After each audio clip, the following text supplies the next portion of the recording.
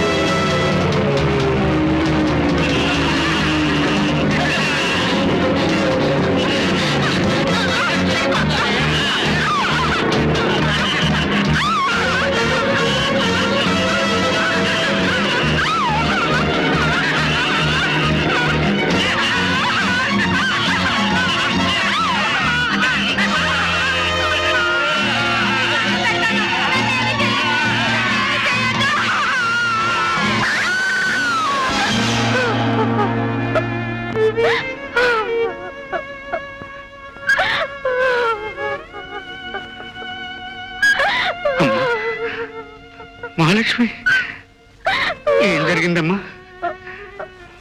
చెప్పమ్మా, చెప్పమ్మా.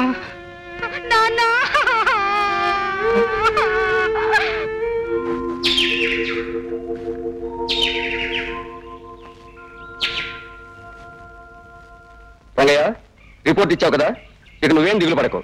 నీ కూతుర్ని నాశనం చేసిన వాళ్ళను చట్టం పట్టుకుని కడగడాల్లో పెట్టి తీరుతుంది.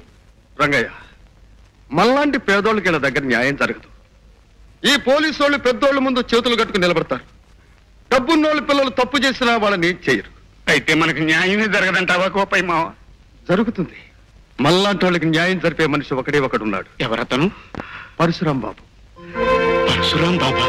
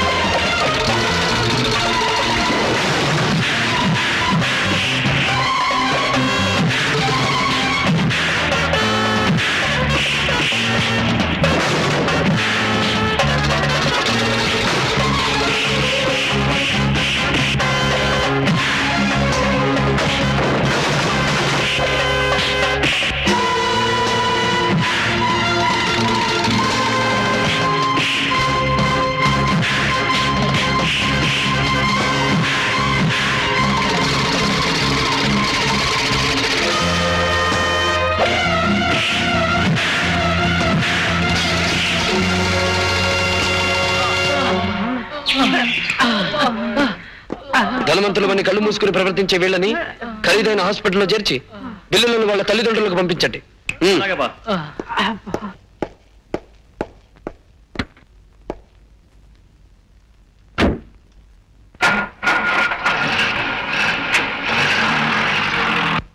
ఏమిటి నువ్వు చెప్పేది?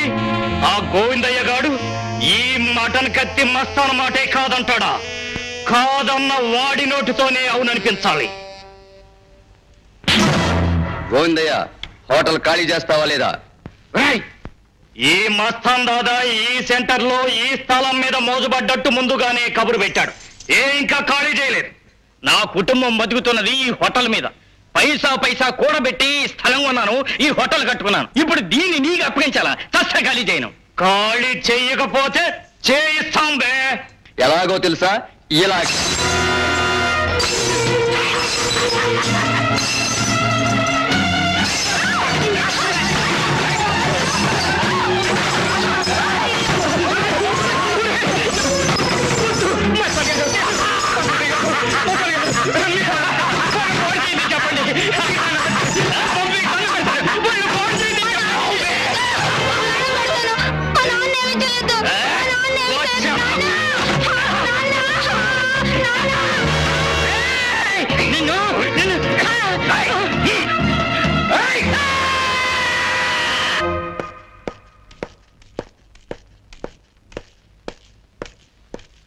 నమస్కారం బాబు.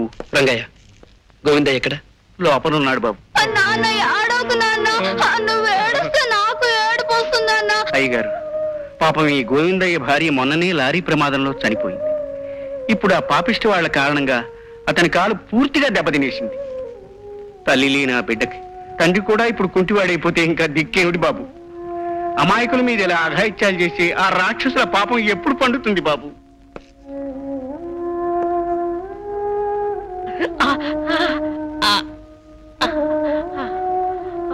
సిస్టర్, ఇతని తక్షణ ఆపరేషన్ థియేటర్ చేర్చే ఏర్పాట్లు చేయండి. వెంటనే కాల్ ఆపరేట్ చేసి తీసేయాలి. మా నాన్నగారు కాల్ తీయడానికి వీల్లేదు. డాక్టర్ గారు, మీకు దండం పెడతాను, మా నాన్నగారు కాల్ తీసేయొద్దు. తీసేకి తప్పదు బాబు. లేకపోతే కాలు కుళ్ళిపోయి శరీరం అంతా విషం వ్యాపించి ప్రాణానికే ముప్పు రావచ్చు. డాక్టర్, గోవిందయ్య కాలు తీసేయడానికి వీల్లేదు. అతని ప్రాణానికి ప్రమాదం జరగడానికి అంతకంటే వీల్లేదు. వెంటనే foreign return chief surgeon doctor ముఖర్జీకి కబురు చేయండి. వాట్? ఇండియాలో కల్లా పెద్ద సర్జన్ డాక్టర్ ముఖర్జీని ఈ కేసు కోసం పిలవమంటారా? ఆయన ఎందుకు వస్తారు సార్? వచ్చి తీరతాడు. పిలిచింది పరశురామని తెలిస్తే డాక్టర్ ముఖర్జీయే కాదు, దేవుడైనా దిగి వస్తాడు. Keshava, yes boss. గోవిందయ్య మీద ప్రతాపం చూపించిన మనుషులెవరు? మస్తాన్ ముఠా మనుషులు బాస్.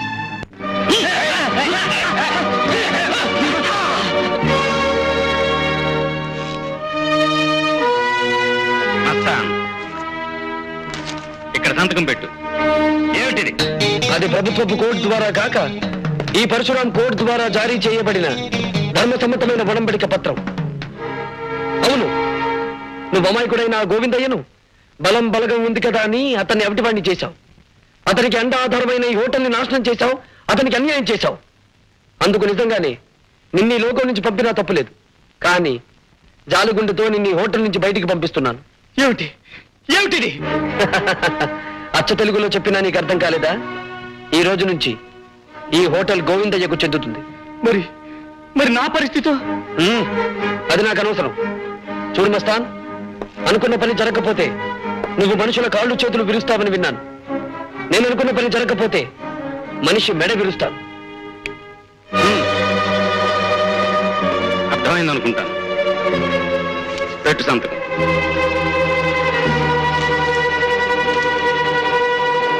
కేశవ, వెళ్ళి కారు సిద్ధం చెయ్యి. ఎక్కడికి వెళ్ళాలి బాస్? ఆ పంకజ్ ఇంటికేనా? తెలిసి కూడా ఎందుకు అడగడం కేశవ? మీకంటే వయసులో పెద్దవాడిని. కొన్నాళ్ళుగా మీతో ఒక్క మాట చెప్పాలనుకుంటున్నాను. తప్పుగా అనుకోరు కదా? చెప్పు కేశవ, చెప్పు. ఏం లేదు, డబ్బుతో కొనుక్కునే ఆడదాని పొందులో మగాడికి సుఖం దొరుకుతుందేమో గాని శాంతి దొరకదు. అందుకే నా మాట విని మీరెవరైనా ఒక చక్కటి అమ్మాయిని చూసి పెళ్లి చేసుకుంటే. కేశవ, పెళ్లి అనే పదం వింటే నా గుండె మండే కొండలా మారిపోతుంది. బాధ పెట్టే గతం మళ్ళీ నాకు గుర్తొస్తుంది. ఇంకెప్పుడు ఆ విషయం నా దగ్గర తీసుకురావద్దు కేశవ, తీసుకురావద్దు. కొన్ని మర్చిపోవడం కోసమే సొమ్ముతో కొన్న ఈ ఆల్కహాల్ని, ఆడదాన్ని నమ్ముకోవాల్సి వస్తుంది. వెలుగు చీకట్ల మధ్య, ఆటుపోటుల మధ్య ఇలాగే సాగిపోతూ అంతమవ్వాలి బ్రతుకు. అర్థమైందా? అలాగే బాస్.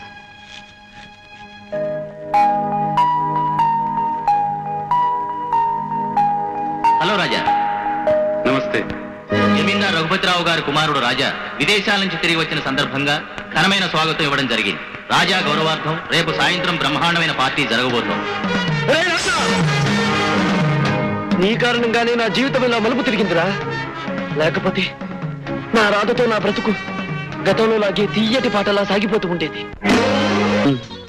మన మ్యారేజ్ యానివర్సరీ ఎప్పుడు జరుగుతుందంట? సరిగ్గా మన పెళ్ళైన ఏడాదికి. ఎప్పుడు నువ్వు నీ జోకులను అక్కడికి నువ్వు ఏదో తక్కువ తిన్నట్టు. సరే నువ్వు ఎక్కడ ఉండు, నేను వెళ్ళి కూల్ డ్రింక్స్ తీసుకొస్తాను.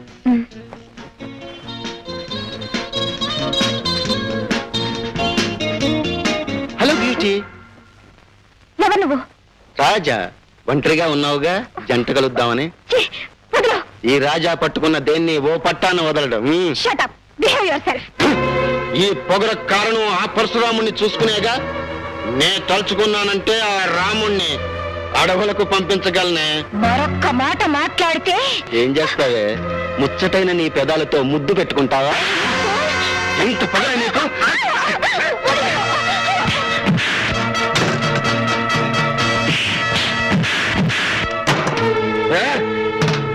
ఒంటరిగా ఉన్న ఆడదాని మీద చేయి చేసుకోవడం మగతనం కాదురా. నీకంతగా ధైర్యం ఉంటే నాతో చూసుకోరా.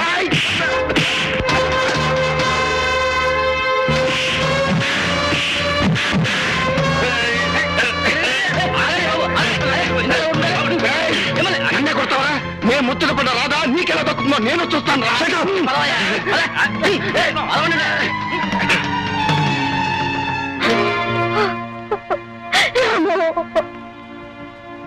రాధా, ఇంకా ఎందుకలా నీలో నువ్వు బాధపడతావు? వాడికి తగిన బుద్ధి చెప్పానుగా. నేను బాధపడేది వాడు పట్టుకున్న విషయం తలుచుకొని కాదు, పెళ్లి కానీ నా పరిస్థితి తలుచుకొని. రాధా, నీ భయం నాకు అర్థమైంది. ఇంతకాలం ఉద్యోగం కోసం ఆగానే తప్ప నిన్ను దూరంగా ఉంచాలని కాదు. ఇప్పుడు నాకు అనిపిస్తుంది, మన పెళ్ళై నువ్వు నా జీవితంలోకి అడుగు పెడితే నాకు అదృష్టం కలిసి రావచ్చు. రేపే నీ మెడలో 3 ముళ్ళు వేస్తాను. రాము. రాధా,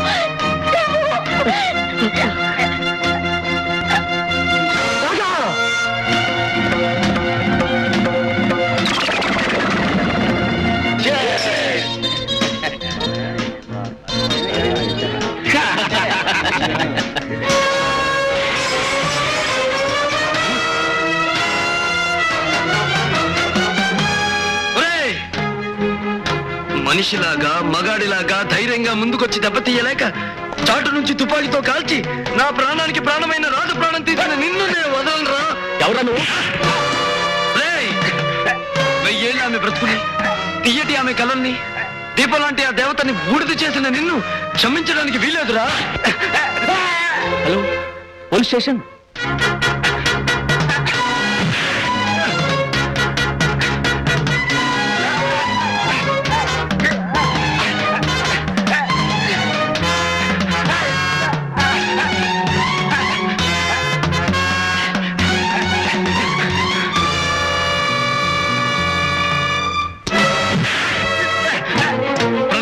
పరశురాముడి చేతుల్లో నుంచి నువ్వు తప్పించుకోలేవు.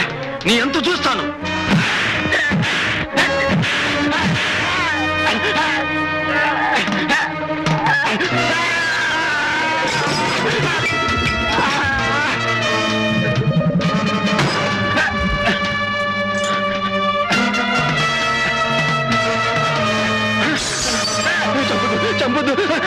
మిస్టర్, పట్టపగలు పెద్ద మనిషి ఇంట్లో ప్రవేశించి హత్య చేయాలనుకుంటున్నావా?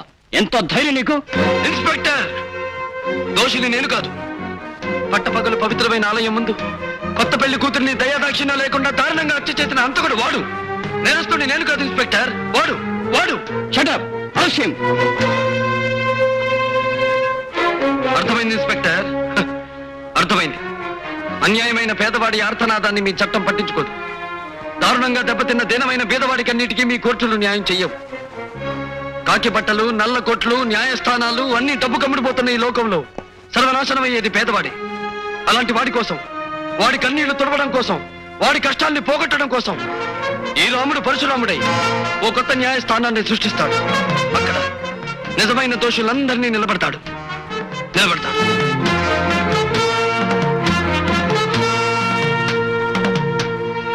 కేశవా, జమీందార్ రఘుపతిరావు కొడుకు రాజా గౌరవార్థం రేపు వాళ్ళ ఇంట్లో పండుగ జరగబోతోంది. ఆ పండుగలో రాజా ఉండకూడదు. ఆ సమయానికి వాడు ఈ పరశురాం న్యాయస్థానంలో ముద్దాయిగా నిలబడి ఉండాలి.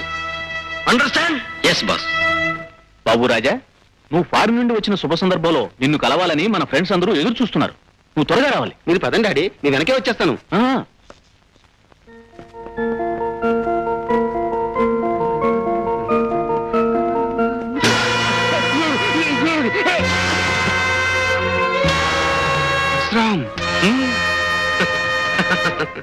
విదేశాలకు పారిపోయినా నీ జ్ఞాపక శక్తి ఏ మాత్రం తగ్గనందుకు చాలా సంతోషం. నా పేరుతో పాటే నువ్వు నాకు చేసిన అన్యాయం కూడా గుర్తుందనుకుంటాను. నువ్వు చెప్పేది విను. Shut up! నేను చెప్పేది నువ్వే వినాలి. దేవత లాంటి నా ఇల్లాలిని దారుణంగా కాల్చి చంపిన నీకు నేను ప్రతిఫలం ముట్ట చెప్పాలిగా. ప్లీజ్ నన్నేం చేయదు. నాకేదైనా జరిగితే నా భార్య బిడ్డలు ఆకలైపోతారు. రాజా, ఈ రోజు నీ వాళ్ళ గురించి ఆలోచించుకునే నువ్వు ఒక పచ్చని కాపురాన్ని ఆదిలోనే అంతం చేశావు. అందుకు ఈ రోజు అనుభవించి తీరుతావు. అయినా చావడం బ్రతకడం అనేది నా చేతుల్లో ఉంచుకోక విధి చేతుల్లో ఉంచుతున్నాను. ఇదిగో, వీటిలో ఒక్కొక్క రివాల్వర్ ఉంది. ఒక్కొక్క రివాల్వర్ కి ఒక్కొక్క బుల్లెట్ మాత్రమే ఉంది. ఒకటి నా కోసం, ఇంకొకటి నీ కోసం.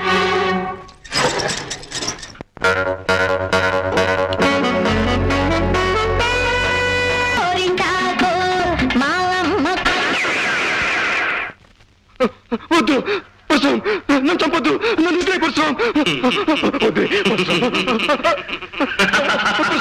నన్ను పెట్ట పరశురాం. నన్ను వదిలే పరశురాం.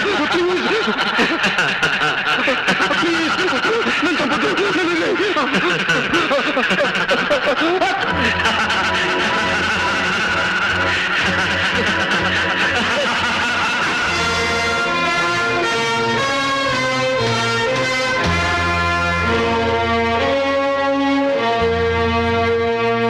పరశురాం పరశురాం పరశురాం. ఎవడి పరశురాం? న్యాయాన్యాయాలు తీర్పు చెప్పే అధికారం ఇతనికి ఎవరిచ్చారు? తనకు నేరస్తు అనిపించే వాళ్ళను శిక్షించే హక్కు ఇతనికి ఎక్కడిది? తనకు నచ్చిన వాళ్ళను దెబ్బతీసి తను మెచ్చిన వాళ్ళని చేరదీసే అధికారం ఇతనికి ఎవరిచ్చారు? ఐశ్వర్యవంతుల బిడ్డల్ని అదరగొట్టి అధికారులను అడ్డు తప్పించుకు తిరిగే ఇతన్ని పట్టి శిక్షించే అవకాశమే లేదా? సార్, ఈ పరశురాం చాలా తెలివినవాడు. తలుచుకున్న పని చేస్తాడు. చేసిన పనికి సాక్ష్యాలు ఆధారాలు లేకుండా చేస్తాడు. మన డిపార్ట్మెంట్ ఎంత తెలివిగా వలపనినా తప్పించుకు తిరుగుతున్నాడు సార్. తప్పించుకుంటున్నాడని ఊరుకుంటే అది మన డిపార్ట్మెంట్ తప్పవుతుంది. అతన్ని ఏ విధంగానైనా చట్టం పట్టుకు తీరాలి.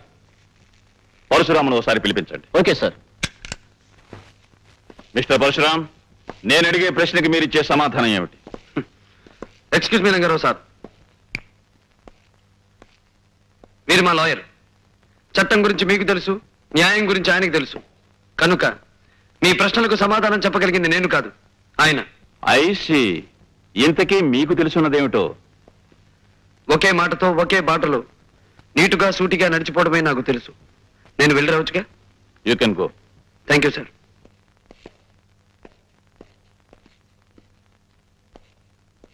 ఇన్స్పెక్టర్ శేఖర్ సార్, నువ్వన్నట్టు ఈ పరశురాం ఓ పట్టాన మనకి చెక్కే మనిషి కాడు. ఇతని కేసు హ్యాండిల్ చేయగలిగిన వాడు ఒక్కడే ఉన్నాడు. ఎవరు sir? Vizag police ASP mister Vijay.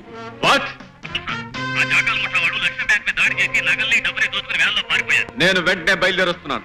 I will smash those bastards.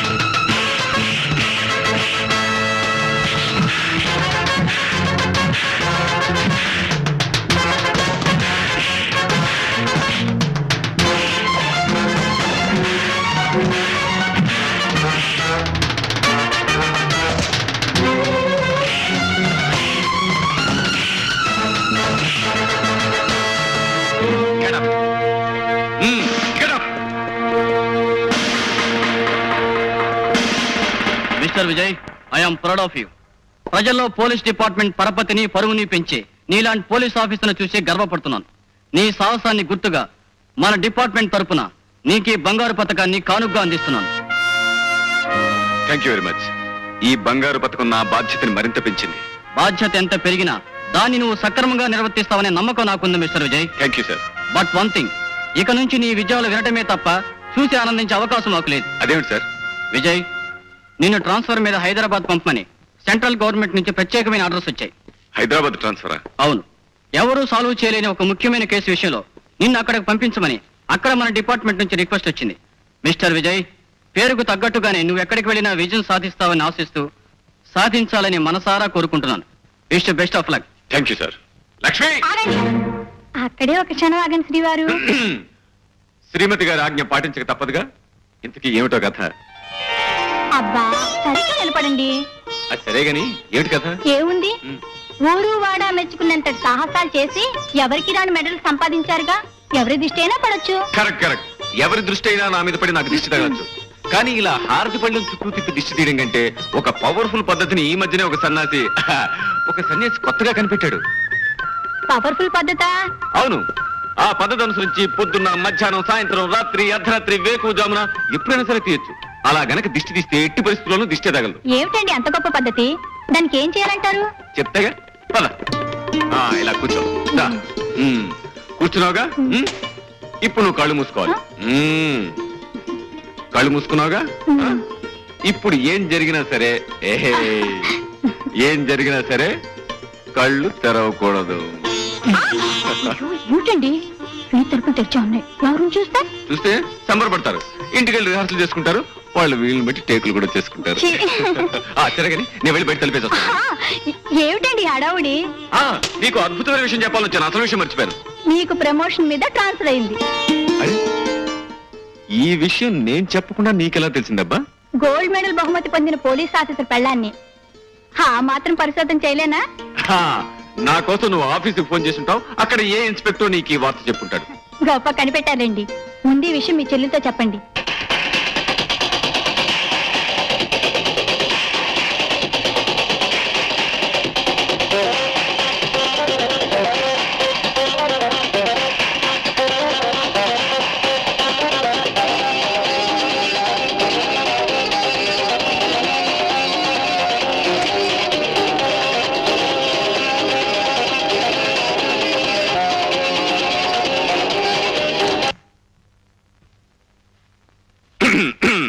ఏమిటన్నయ్యా, ఎందుకు ఆఫ్ చేసావు?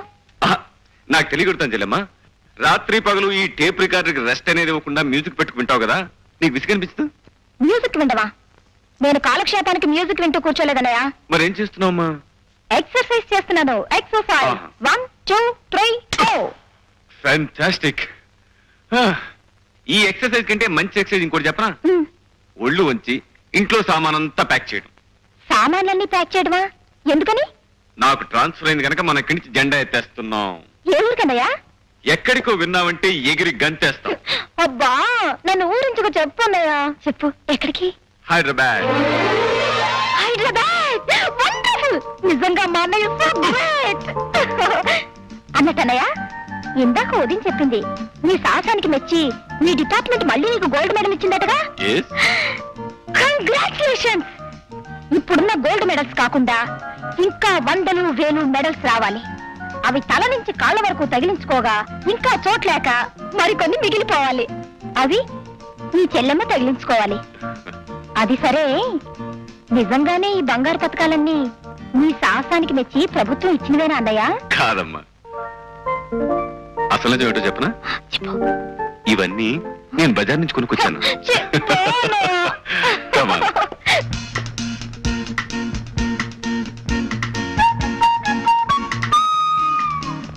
పంకజం, తీయటి నిద్రలో కనిపించే అందమైన స్వప్నం లాంటి అందగత్తె నాకు నచ్చింది. నా మనసు మెచ్చింది. పరశురాం బాబు, తమరికి మాయ ఉందో మంత్రం ఉందో తెలియదు గాని ఎవరు చెప్పకుండానే దాని పేరు స్వప్న అని చెప్పేశారు మీరు. కరిగిపోని స్వప్నాన్ని కలకాలం నా కళ్ళల్లో నిలుపుకోవాలనుకుంటున్నా. అందుకు 50,000 ఇస్తాను. ఏమంటావు? నేను 60,000 ఇస్తాను. పోని 70,000. 80,000 80,000 80,000 ₹1,00,000 ఇస్తారు. ₹1,00,000 గురు ఓ సలహా, వాడి ఊరికే పెద్ద పేరు మూసిన గోండా, వాడితో పోటీ పడితే కోటింగ్ ఇచ్చేయగలడు. ఏం పంకజం, ₹1,00,000 బేరం కుదిరినట్టేగా? బాబు గారు, తమరు బేరం ఆడినా సరసం ఆడినా కాదని గుండె ఎవరుకుంది? మీరు సరే అంటే చాలు, సాయంత్రానికల్లా మా స్వప్నని మీ బంగ్లాకు పంపించేస్తాను. పంకజం, అందమైన కళ ఆనందమైన సమయంలో వస్తేనే అందం చందం. 4 రోజుల్లో రాబోయే నా పుట్టినరోజు నాటికి స్వప్న నా కానుకగా అందాలి.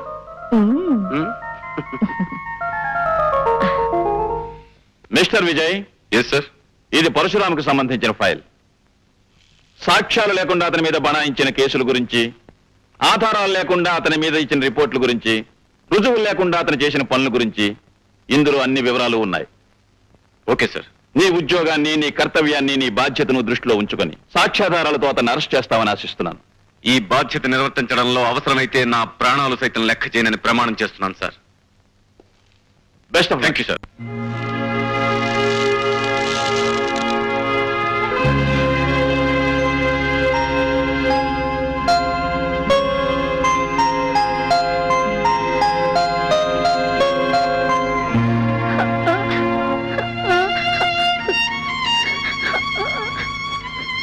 విజయ్, విజయ్,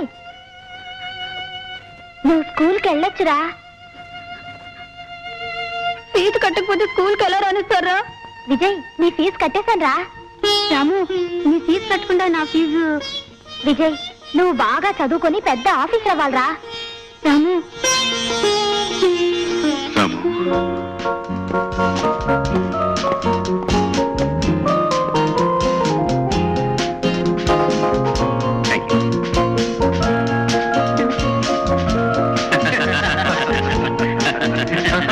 అదండి విషయం. విజయ్,